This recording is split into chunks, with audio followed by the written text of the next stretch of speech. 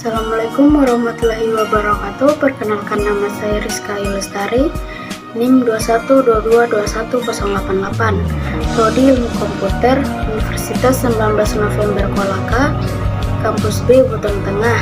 Di sini saya akan menjelaskan tentang peristiwa penting dalam perkembangan bahasa Indonesia.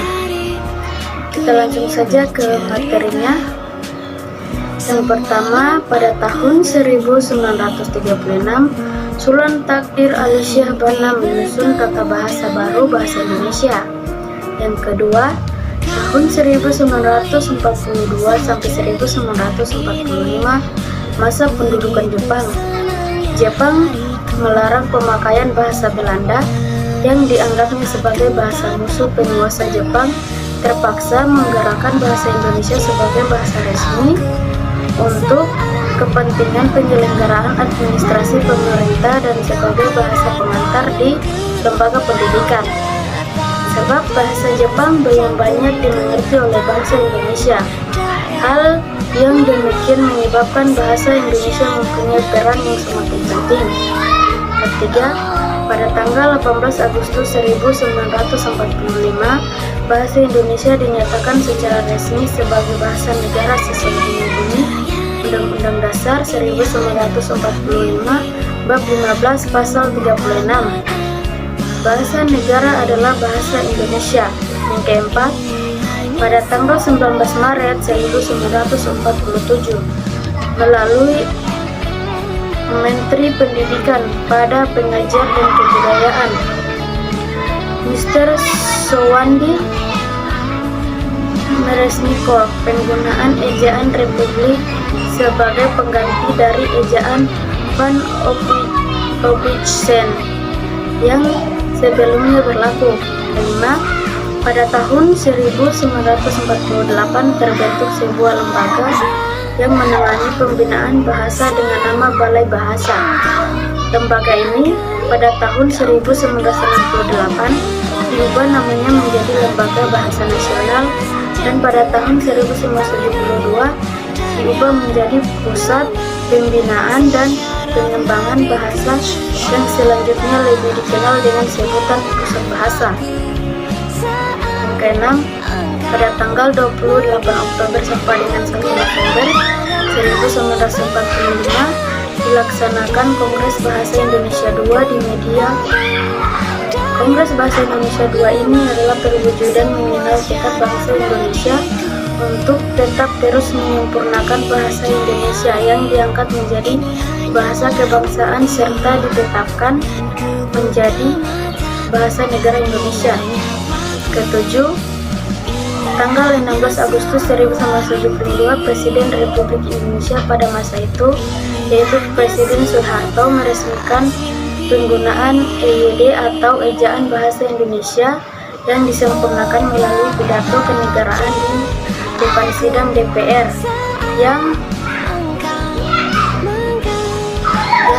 dikuatkan pula dengan keputusan Presiden nomor 57 tahun 1972.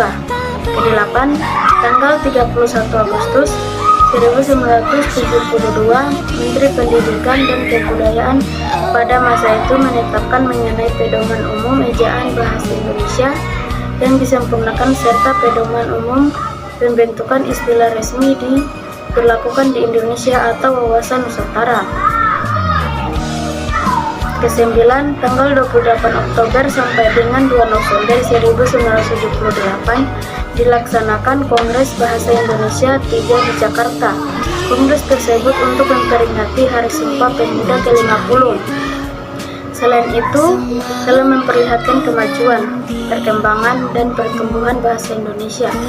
Juga telah berusaha untuk menetapkan kedudukan serta fungsi bahasa Indonesia itu sendiri. Pada tanggal 21 sampai 26 November 1983 dilaksanakan Kongres Bahasa Indonesia V di Jakarta. Kongres ini dilaksanakan dalam rangka memperingati Hari Sumpah Pemuda yang ke-55. Dalam putusannya disebutkan bahwa pembinaan dan pengembangan bahasa Indonesia harus lebih ditingkatkan agar amanat yang tercantum di dalam garis-garis besar haluan negara yang mewajibkan kepada seluruh warga negara Indonesia untuk menggunakan bahasa Indonesia dengan baik dan benar dapat tercapai semaksimal mungkin. Ke-11, tahun 1988, tanggal 28 Oktober sampai 3 November dilaksanakan Kongres Bahasa Indonesia ke-5 ini, dihadiri oleh sekitar 700 pakar bahasa Indonesia dari seluruh Indonesia, serta terdapat peserta tamu dari berbagai negara sahabat.